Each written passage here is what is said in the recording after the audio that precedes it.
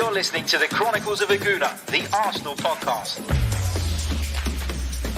I'm Martin Tyler, and you're listening to Harry Symeou.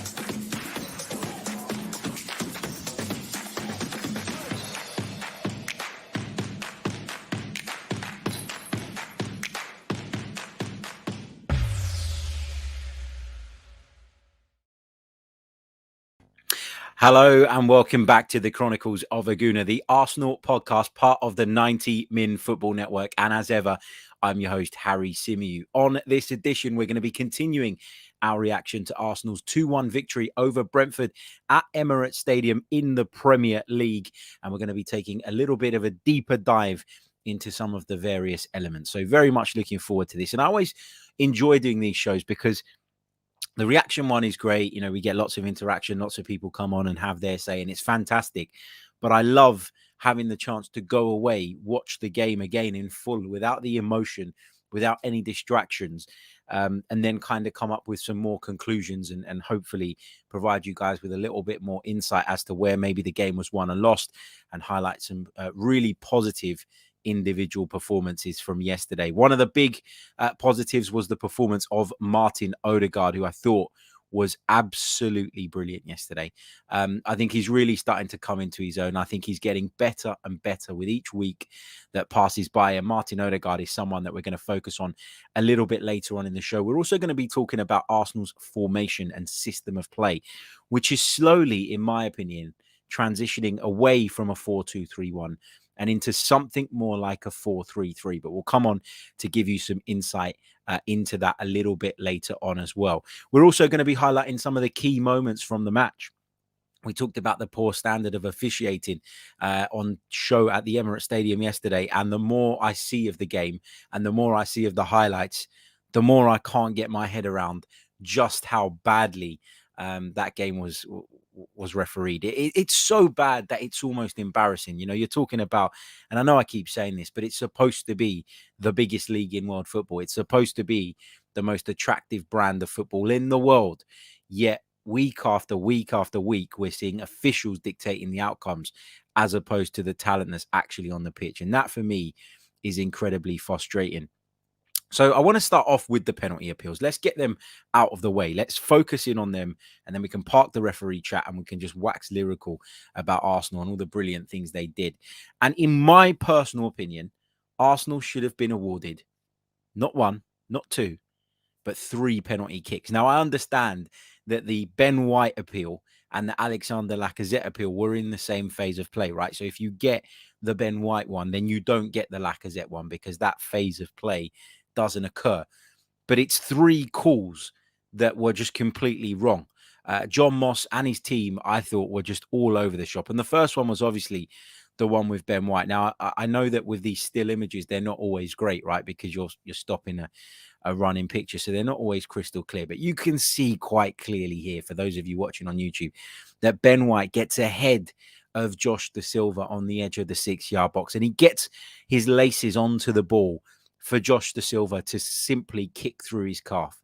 And I can't believe that on review and on reflection, that has not been given. I mean, if that's not a clear and obvious error, then I don't know what is. And then you fast forward in that same phase of play onto the incident involving Alexander Lacazette. And again, you know, when you're trying to freeze frame a moving image, you don't always get the clearest image, but you can quite clearly see that Lacazette has brought the ball under control and the defender has taken his foot as opposed to the ball. So that's 2.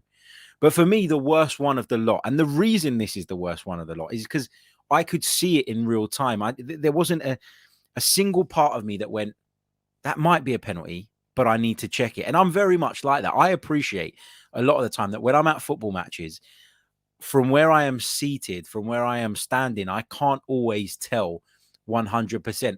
When I'm in the ground, of course, I'll appeal. I'll appeal for the decision that suits my team, as any good fan should do, because what that does, hopefully, is apply pressure on the officials to lean your way as opposed to the other. But this one was obvious, and this was the handball. Now, Cedric strikes the ball, and look, some of the kind of pushback and kind of stuff I've had to deal with yesterday, sort of since yesterday, has been people saying, well, he's not looking at the ball. He can't possibly know where the ball is, and it's accidental. And I don't think he meant it. But we're talking about a ball that's going towards goal. We're talking about a shot on target.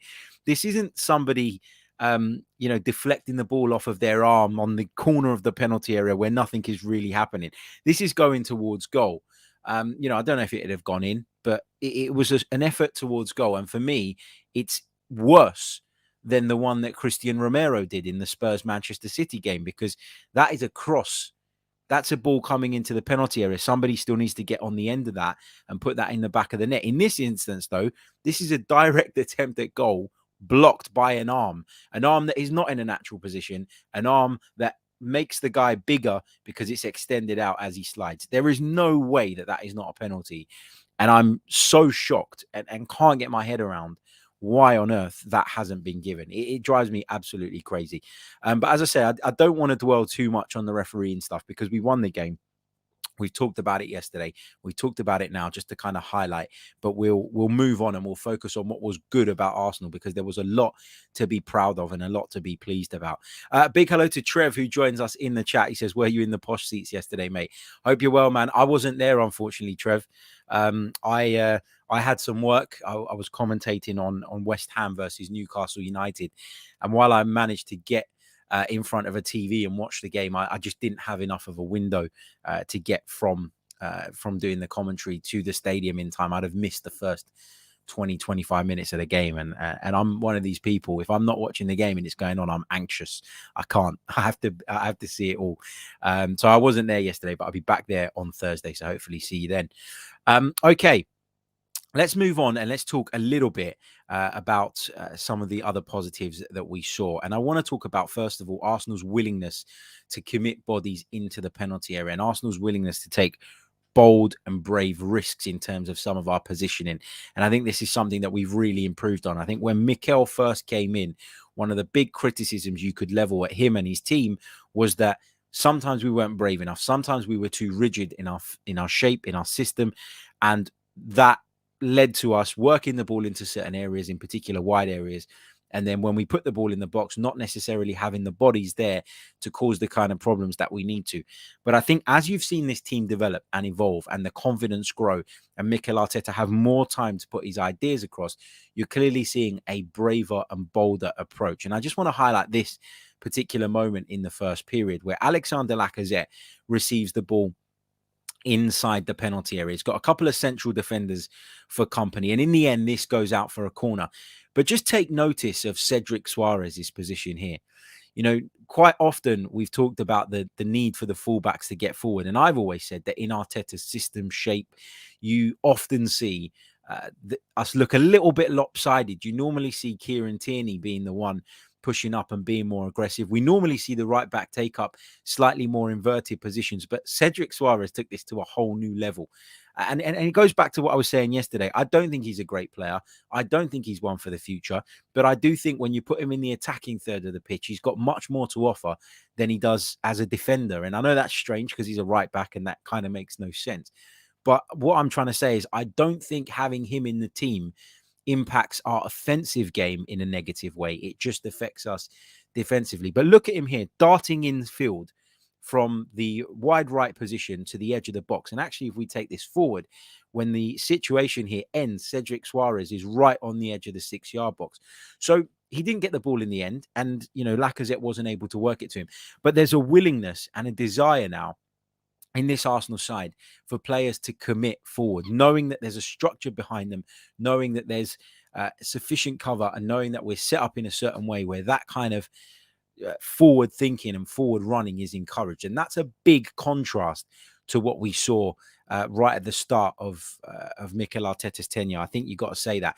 And another example of Arsenal committing bodies further forward than usual is this one here. This was the ruled out goal, and it was correctly ruled out, by the way. I saw a lot of people kind of getting a bit funny about it on Twitter when the goal was initially ruled out, but actually it was Granit Xhaka who had strayed into an offside position as opposed to Alexander Lacazette.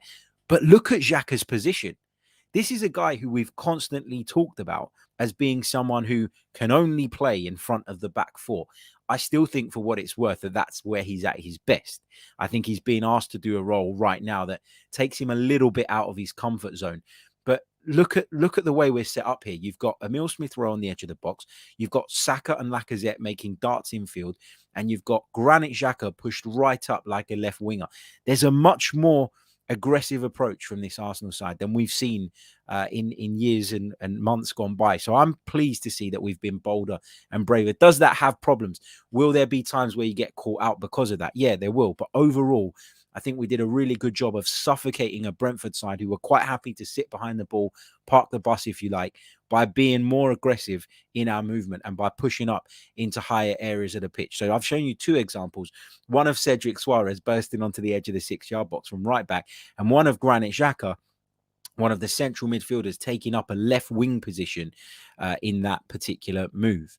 So I think that's really, really important. And that takes me on nicely to kind of talking about how Arsenal's formation is slightly changing and how this bolder and braver approach has led to Arsenal's average shape looking quite different. Now, if you look at this, this is Arsenal's average positions versus Brentford yesterday. Look at the average positions of both Cedric Suarez and Kieran Tierney, both of them playing like midfielders, most of the time inverted. You look at Martin Ødegaard and Granit Xhaka, both in very advanced positions. What you see with them is this willingness to get out into slightly wider areas, into what I keep calling half spaces, because what you can do is, if you can create overloads in those particular areas and you can work the passes well and quickly and sharply, you then put teams in a position where they are having to drag players out there. They are having to come out and confront you. And if you concentrate on small areas of the pitch, it's easier to press. It's easier to be more aggressive. And Arsenal have identified the two half spaces, both on the left and on the right, as the key areas in which or from which we can break people down. That's why there's an instruction on Cedric to get into those areas. That's why Martin Ødegaard pulls out there so often. And that's why Granit Xhaka is beginning to do that on the other side. Do I think Granit Xhaka is perfect for that? No. Do I think we need to move on from him if we're going to really nail this style of play? Yeah, we do. But for the time being, he did an okay job of it yesterday. Play against better sides, you probably get exposed. Play against tougher opposition, all of a sudden it doesn't look so easy. But I do think that we're seeing a clear structure to what Arsenal are doing, and we're seeing a clear plan in place, which is, I guess, all you can really ask for at this point. So yeah, really, really pleased with that. And just to kind of show you that again, for those of you watching on YouTube, Granit Xhaka far more further forward than you'd probably imagine, and Thomas Partey being tasked with patrolling the center of midfield. But the difference is with Ben White and Gabriel, who have pushed right up to the halfway line in close proximity. Now, if you go back to Arsenal teams of the past, one of the big problems we had, and one of the reasons we so often got caught in transition for me, was because of the gap between the centre-backs and the centre midfielder. Once they beat our midfield, there was too much of a gap for the centre-backs to close, and then people would be basically one-on-one with centre-backs. You'd have 2-on-2 situations, 3-on-3s, and they're always incredibly difficult to defend. So this only works if your whole team pushes up. This only works if your whole team is aggressive. And this only works if you try and make the pitch as small as possible. What I mean by that is if you focus in the opponent's half and your centre-backs can squeeze right up to the halfway line, which Gabriel and Ben White can do, that previous Arsenal centre-backs haven't always been able to do, then you make the pitch smaller. You're only worried about 2/3 of the pitch, and then it's much easier to cover spaces. It's much easier to press and be aggressive. So I think what you're seeing is a clear shift. Partey being the one who's a little bit more mobile than Granit Xhaka. Leave him in the centre of the park. Let him be that guy, and then get Gabriel and Ben White up as close as possible to him. And that then facilitates the advancement of some of your other players as well. So lots and lots of kind of tactical nuances there that if you watch week in, week out, you'll start to clock onto. I've started to clock onto them for a while now. I always saw signs of it. We saw signs of it very early on in Mikel Arteta's tenure, but I think now you're seeing it more and more regularly. And look, I'm very conscious of going like huge on this because it is, it is a game against Brentford. They are a side who will be fighting relegation. They are a side who will be struggling, I think, come the end of the season. But, if you see a plan, if you see progress, if you see Arsenal performing in a way that puts us in a far better position to win football matches, then you've got to take the positives from that. The negatives, well, I think we could have been a bit more clinical. I don't think Arsenal have been clinical enough all season. And I think this was another example of that. When you have that many attempts at goal, when you create that many chances, and I said to you guys yesterday, I think that 17 off the top of my head of Arsenal's efforts at goal were from inside the box yesterday. You've got to be converting more of those. That's something that we have to improve on. This is by no means the finished article. There's a lot of things that we need to do to improve, and there's a lot of room for that improvement to take place. But there is also things to be encouraged by. And I think that although in the end it was a narrow victory in terms of the scoreline and in terms of the margin, I think overall it was a very, very dominant and positive display. Big hello to Tom of the Gooner Talk. Make sure, if you haven't done so already, that you are following Tom. Make sure that you're subscribed to the Gooner Talk TV. We should have done a show this week, but I was swamped with work. So it was my fault, not Tom's. I do apologize for that, and we'll get that going again this week. Tom, I'll be dropping you a message. And he says, well, hey, Harry looks younger than me now. You need to let the face breathe sometimes, man. Okay, let's continue pushing through. Don't worry, if you've got questions, if you've got thoughts, I will come to those a little bit later on in the show, so bear with me. I'm just trying to keep my flow of the things that I want to talk about. So let's continue. Want to talk a little bit about Alexander. Sorry, before I go on to Alexander Lacazette, let's talk about Martin Ødegaard, because I thought he was key yesterday. I thought he pulled so many strings, and I think the more and more we see Martin Ødegaard play in this Arsenal team, the more we can see his influence coming through. I saw some people comparing him to Mesut Ozil yesterday, and I think that's probably quite a fair comparison. Now, I'm not saying that Martin Ødegaard is Mesut Ozil at his peak today. I think Martin Ødegaard's got some way to go before he'll be that, and of course, he's still young. There are some things that Martin Ødegaard brings to the team that Mesut Ozil didn't, i.e. a greater work rate, an ability to press, a bit of an aggression that I don't think Mesut Ozil ever had, not at Arsenal, not at Real Madrid, not for Germany. But I think the similarity for me is that he was so in control of the game and so influential in the patterns of play, but not necessarily influential in the sense of putting the ball in the back of the net himself and really kind of making wow moments with the ball. I don't want to say with the ball at his feet, because that's unfair, but sort of producing those wow moments himself. I think he's always the guy that is in a lot of cases, the pass before the pass, the guy that gets the move going and really creates and opens the spaces and the opportunities, but isn't always the one who's going to get the plaudits for the move at the end of it. And I thought he had a really, really good game yesterday. I thought it was brilliant. I thought he really, really should have scored. There was a chance he had in the second period where, he should slot that past David Raya and put it in the back of the net and make it 2-0 to Arsenal at that point. He doesn't, forces a good save out of the goalkeeper. And unfortunately, in the end, Nicola Pepe was unable to keep it out. But his influence on this team is growing. It really, really is, from week to week. And you can understand now why Arsenal were so adamant that they needed to sign him, why Arsenal were quite happy to wait until later in the window to ensure that it was Martin Ødegaard that they got in the door rather than anybody else. So, really fantastic performance from him.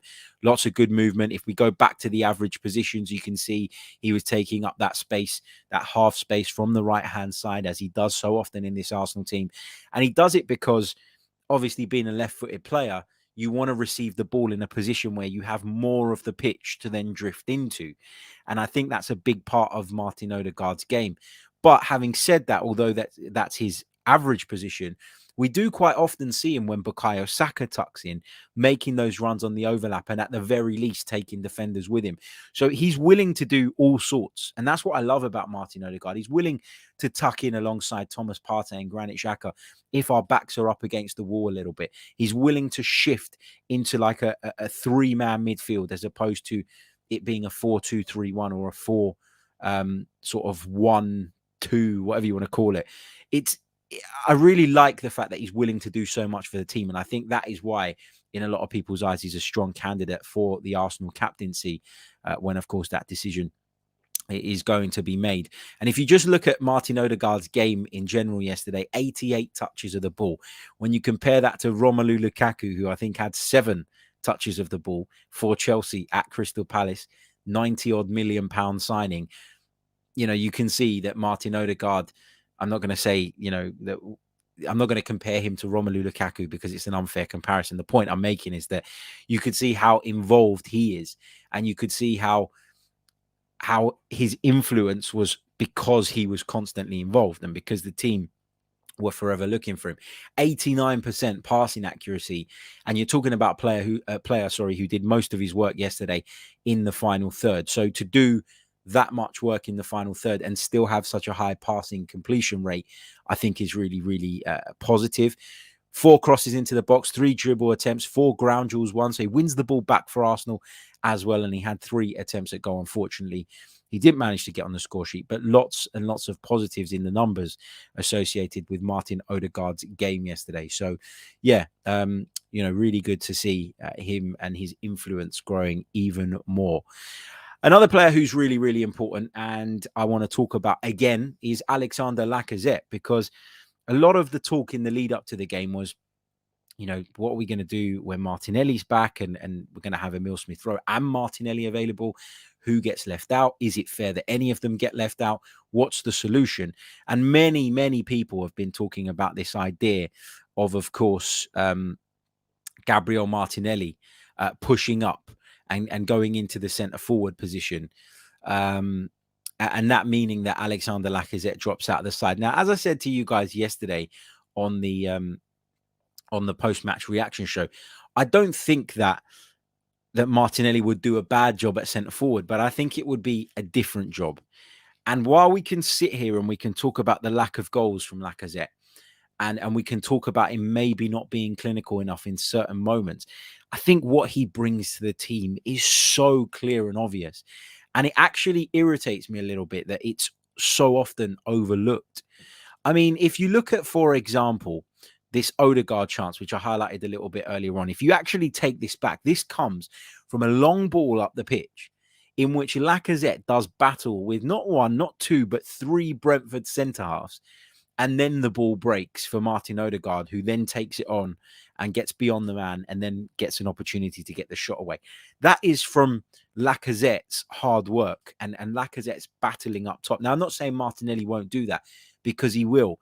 But Martinelli feels like, to me, someone who would probably want to be on the shoulder a little bit more and would want to be the one being played in, as opposed to the one who will drop deep to facilitate the spaces for some of the others. And I think there's some good examples in yesterday's game of when Alexander Lacazette facilitated opportunities for other players. Now, if you look here, this was a moment in the second half. I think this might have been in the build-up to Emile Smith-Rowe's goal.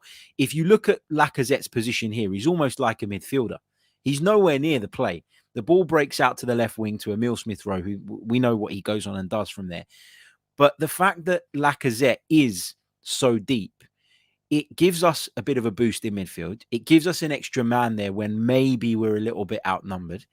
But it also means that space is now vacated for Bukayo Saka, you can see at the top of your picture, to drift from the right-hand side into a more central position.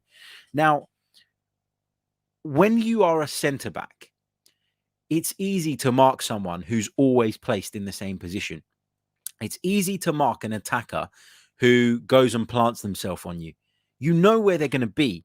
If the movement isn't there, you can quite often, predict, understand, read what that player's next move is going to be, and they become very, very easy to defend against.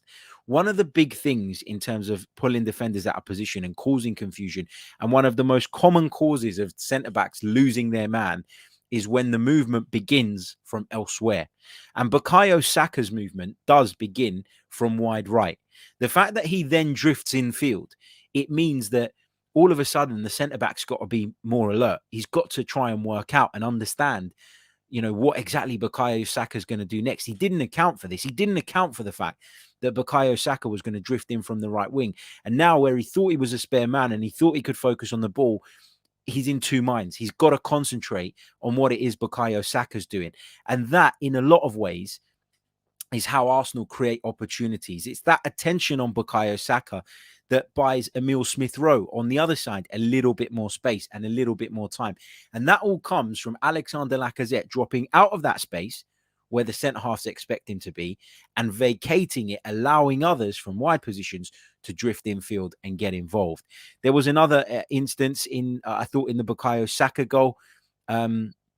He was very good in terms of his movement here. And again, he's not played the final pass and he's not put the ball in the back of the net, but he plays a very, very big role in this. If you look at it here, where Thomas Partey is carrying the ball towards the Brentford penalty area, Bukayo Saka drifts out left and is in a position to receive the ball.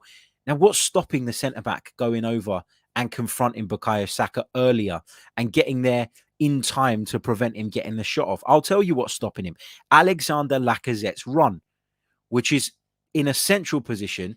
And Alexander Lacazette being there means the centre-half, again, is in two minds. He can't just leave Alexander Lacazette to be played in.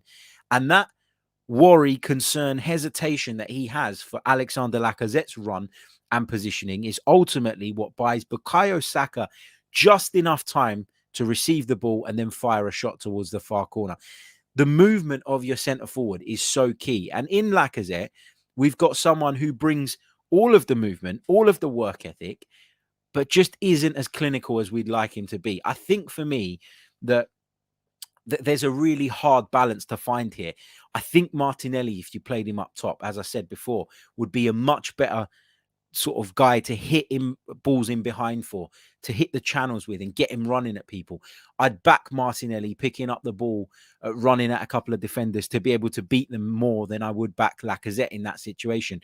But I don't know if Martinelli's movement just yet, in terms of the willingness to drop deep and some of the runs that he makes, is quite as sophisticated as it needs to be in order to get the best out of Saka and Emile Smith-Rowe, who both came up clutch yesterday. And I talked about this before the game. Lacazette's strength is that he facilitates the thriving of others. And that's what I think a lot of people are missing with Lacazette and not always seeing. Yesterday, he didn't score, but I thought he was just as instrumental and just as key as both Saka and Emile Smith-Rowe, just for slightly different reasons. So yeah. Oh man, I'm getting so many comments in the chat about this lack of a beard. Don't worry, it'll be back in a week. Getting lots of stick for that. Okay, I think that probably wraps up my kind of deep dive analysis on this game. But I do want to kind of wrap it up before I go to the questions. You know what? Take this opportunity now while I'm doing this to get your questions in the chat box. I really do appreciate them. Pop them in, put a Q at the beginning. It just makes it easier for me to pick them out. But I think this is a good time to put some praise on Mikel Arteta, because the mentality appears to be different. We've got rid of players who just, didn't want to be here or were not invested in the project. We've now got a situation, I believe, where we've got a smaller but more engaged squad that has risks, and those risks are that we could end up with injuries that ultimately cause us a big problem. But I think the fact that you're starting to see patterns of play coming through, and different patterns of play as well, not always the same ones like we saw at the beginning, shows that there is development, there is progression. And I think looking at some of those tactical nuances, if you like, you're starting to understand exactly the way in which Mikel Arteta wants his football to be played. Is it always going to be perfect? Is the plan always going to be executed to perfection? No, it's not. Even the best teams don't always execute everything week in, week out. But I think there's so much to be optimistic about at the very least. Okay, get your questions in. Let's take some of your questions between now and the end of the show. Just a quick reminder as well, if you haven't done so, please do hit that like button.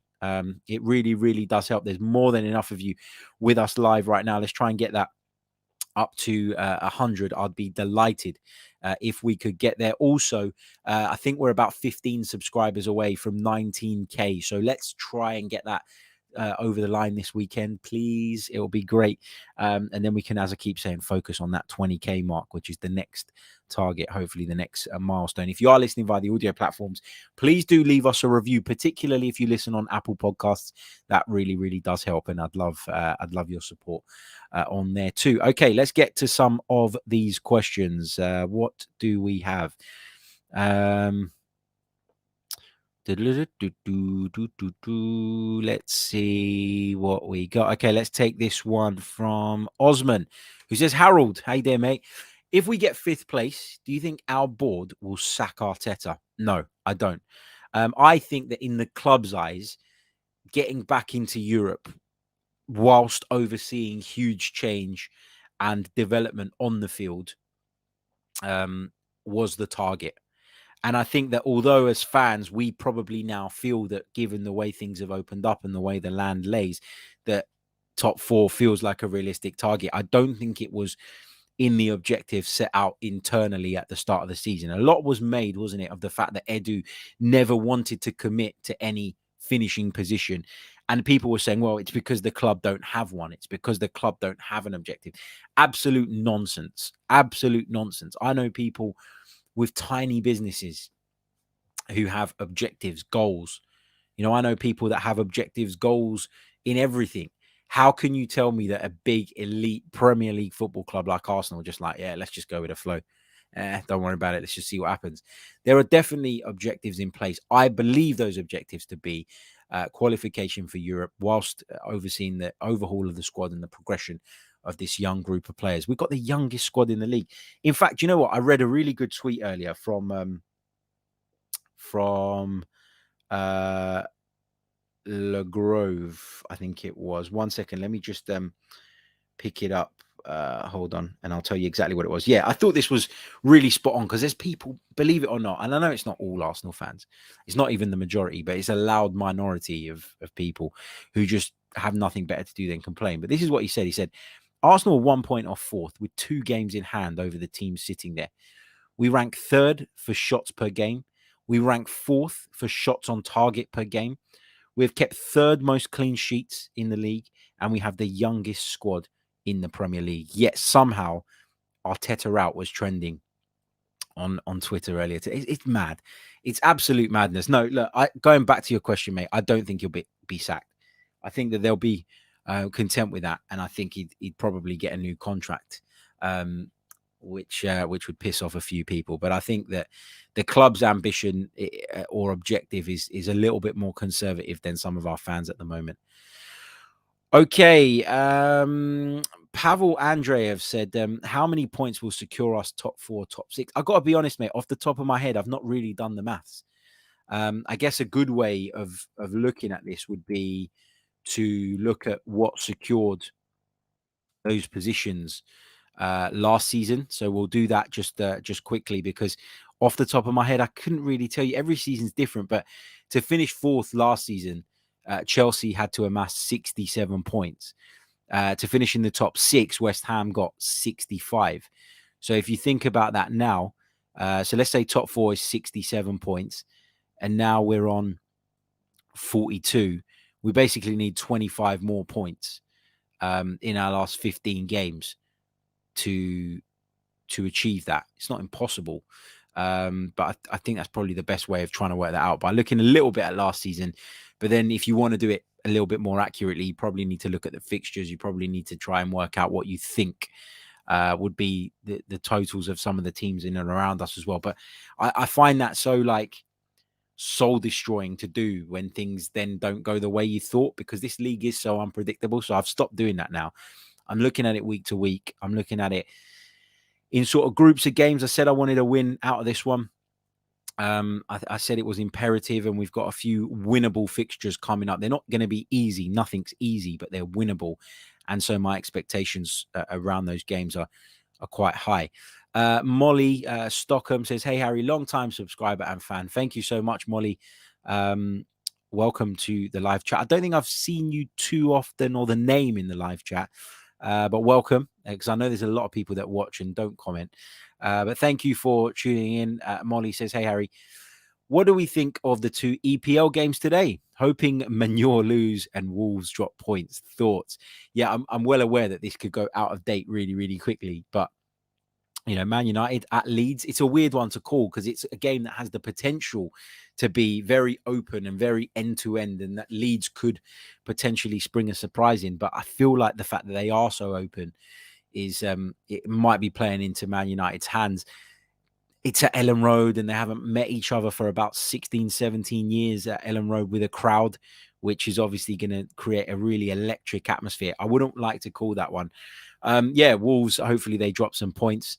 Hopefully they just get a lot taken out of them today, because obviously they play us in a few days' time. Will Dobson says, have you ever been on a stream or show with Lee Gunner? Yeah, loads back in the day.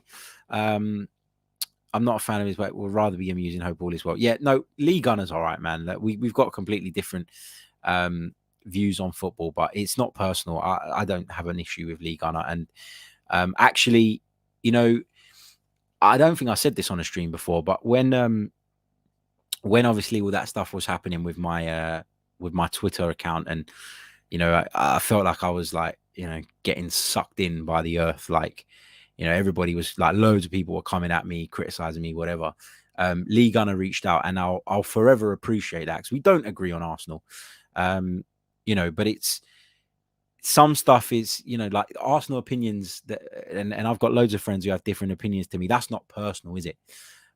So to have that ability to put your opinions aside and then separate that from a personal issue, I think is a good quality to have. So look, I don't agree with most of what Lee Gunner says about Arsenal. That's not to say I disagree with all of it. I don't agree with most of it, but there's no personal issue, man. Honestly, and in fact, I appreciate that he reached out and was a big help to me. So I thank him for that. Okay, let's see what we got. Adam Daniel says, who is the perfect striker for Arsenal's gameplay? It's really difficult to say, isn't it? Because you watch different strikers in different systems and you judge them, and you kind of almost assume that what you're seeing is their game, when actually in a lot of ways it's the manager's game. So it's really difficult to make that. Look, whoever comes in is going to have to adapt to playing a certain way. It's got to be someone who's a little bit unselfish, I think. And what I mean by unselfish is that there are strikers out there who, when they get the ball, have their head down and only care about one thing, and only have in their mind one thing. I played as a striker to a pretty decent level, and that's me. When I get the ball in and around the penalty area, you've got to be completely open at the far post, screaming my name 5 times for me to look up and pass it to you, because I've only got one thing in my mind. And even if I have to go past or try and go past 4 or 5 players to do what I've got in my mind, I will still try it. So I think it needs to be a striker who's a little bit tactically aware, or more tactically aware than your average centre forward, and someone who has that unselfish element to them. A bit like the way Roberto Firmino has fit into Liverpool since he came in. That kind of striker who you might look at and say probably doesn't get as many goals as the absolute elite, but contributes enough and gives you everything else that you want out on the pitch in terms of link-up play, etc., etc. Okay. Please do hit the like button if you haven't done so already, as we continue through the remainder of this show, taking your questions. Don't forget to subscribe if you haven't done so already. Walhad says, why do you always have a go at Arsenal fans regarding Xhaka? He could have took the captain's armband from Nketiah and given it to Tierney without causing a scene. The very point here, though, Walhad, is that it would have caused a scene. Because just like everybody was saying, oh, Granit Xhaka got the captain, rejected or refused the captain's armband, the same people would then say, oh, Granit Xhaka got given the captain's armband, and he went and gave it to someone else.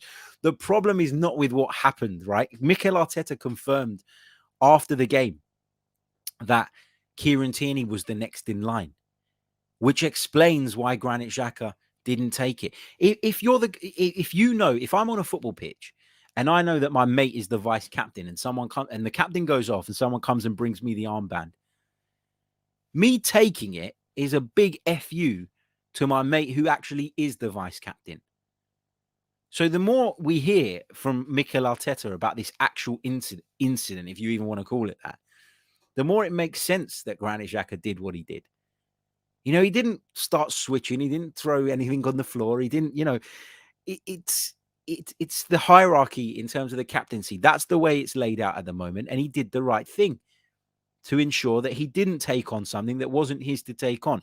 The point here is that if this wasn't Granit Xhaka, nobody would be talking about it. And it just drives me mad because we'd beaten Brentford. We performed really well. Okay, there was a little bit of a black mark on yesterday because of the fact that we conceded a goal right at the end in the nature that we did. But overall, it was a really positive day.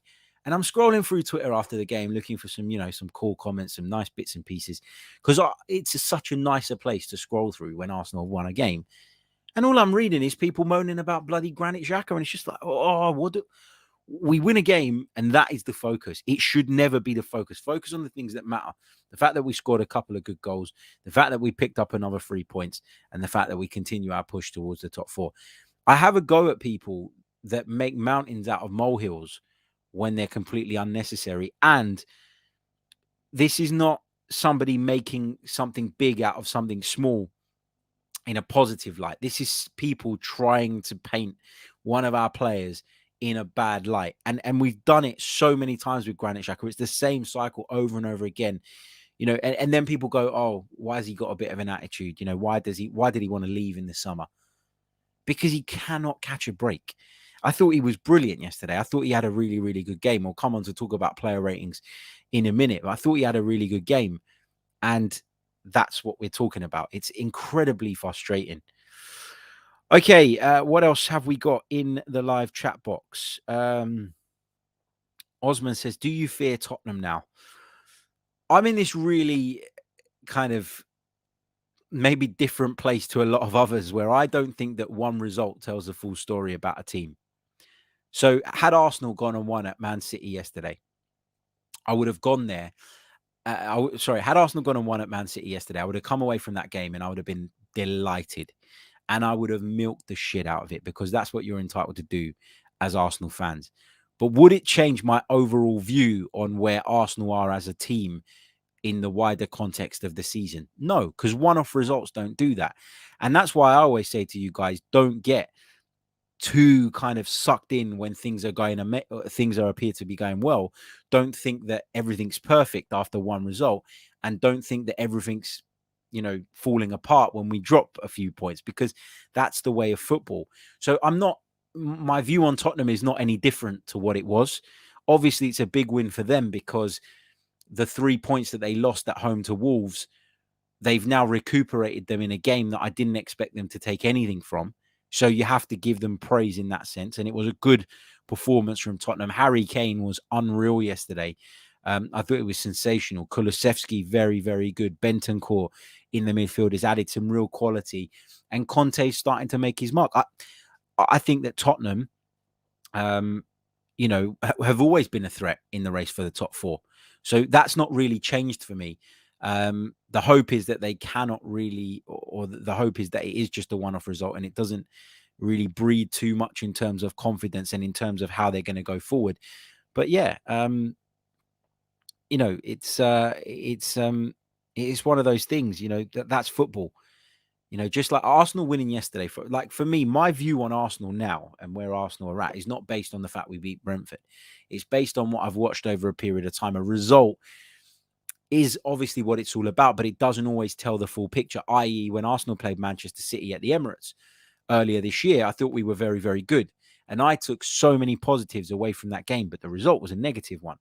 So the point I'm trying to make here is that unless you actually deep dive, it's difficult to really change your mind on what's going on at Spurs based on that one result. It's a great result. They'll enjoy it and good luck to them, but that's it. What else have we got? Let's move on. Molly said, oh, just realized I'm not subscribed on this account. Now I'm subscribed on 2 accounts. Big love from Australia. That's why I haven't seen the name then. But thank you for doing that, Molly. Really, really appreciate it. Patrick Carlson says, Arsenal could be the team relegating Everton in the last game. How do you think Arteta sees that? I don't think he will care. I think Arteta's a competitor. I think he's someone who desperately wants to win. And I think he's somebody who desperately wants to succeed at this football club. I don't think that would be a problem for him. I think he'd maybe be a little bit reserved in his celebrations if that was to happen. I think he'd be a little bit mindful of the fact that he does jump up and down a lot on the touchline and celebrates victories quite strongly. but I don't think it would stop him in terms of or impact him in terms of how he focuses and sets up for the game. But I think his reaction might be a little bit curbed just because of the affiliation he has with Everton, and I think that would be the right thing to do if that was to be the circumstance. What else have we got? Big hello to Chris, who says, "Hey H, did you miss KT's long throws yesterday?" I'm not a fan of long throws, man. Honestly, I've done a few commentary games recently and seen teams kind of resorting for long throws, and I'm just like, what are you doing? Like the probability of you scoring from a long throw, like from a flick on off the back of a long throw, is really, really small. Like only Stoke really ever used to do it with any sort of semi-regularity. So yeah, I'm not a fan of long throws, and especially for Arsenal, I don't think that's the way to go for us. Okay. Yeah, love this from Rory, who says, if that hypothetical victory over Everton that did relegate them at the end of the season was to happen, he said, I'm sure Mikel will be running down that line, joining the boys with a knee slide. Jado says, hi, Harry. Can you please tell me how you think Xhaka had a good game? Do you know what? I will tell you how Xhaka had a good game, because I like putting these to bed, these Xhaka debates, because they drive me mad. And I've got something that I will just bring up 1 second. Stats from Granit Xhaka's performance. And this comes from the brilliant Graham Brooks, who you'll all know for his tactical insight. Graham said that, having checked the stats, Granit Xhaka made the most progressive passes yesterday. And I thought he held the midfield quite well. I thought he did a role that is a little bit foreign to him as well, pushing up in wide areas, etc., etc. I thought he had a very good game. And anyone who says and look, let's put this to bed. Let's go to a ratings website, because I'm going to do my ratings just quickly before we leave, and I'll bring up an independent websites as well, and that way we can try and gauge whether mine are slightly biased. Look, Granit Xhaka got, according to sofascore.com, a 7 out of 10. I mean, that's solid, isn't it? Solid enough. I would have given him a 7.2, but 7 feels solid. Let's look at the stats from yesterday's game. 75 touches, 90% passing accuracy, 3 key passes, 4 crosses into the box, 1 long ball, 2 dribble attempts. He won 6. He got involved in 6 ground duels, of which he won 3. He won 4 aerial duels. Made 1 interception, 2 tackles, and was dribbled past just once. So I think that kind of backs up the point that Granit Xhaka had a decent, solid game yesterday, despite what people want the narrative to be. So my player ratings yesterday: Aaron Ramsdale, 6.5. I didn't think he had to do all that much. Cedric, 7. White, 7. Gabriel, 7. Tierney, just under a 7. I'm going to go 6.8. There's still something not quite right for me with Kieran Tierney. 7.2 for me for Xhaka. Partey, 7.5. Saka, 7.5. Smith Rowe, 7.5. Odegaard, 8. And Lacazette, 7.5. Those are my ratings. Okay, we are going to leave it there. Let you all crack on with your Sunday. Thank you all for tuning in. Thank you for watching this back later or listening to it back later. Don't forget to check out our sponsors, Athletic Greens. There's a link in the description that you can check out. Don't forget to hit the like button if you're watching the video. Let's try and get up to 150 by the time the outro plays. And of course, please do subscribe to the channel if you haven't done so already. We're so close to 19k. It'll be amazing to get there by the end of the weekend and then start focusing on the big one. So please do help out in that regard if you can. And until next time, take care of yourselves. I'll catch you all soon. Goodbye.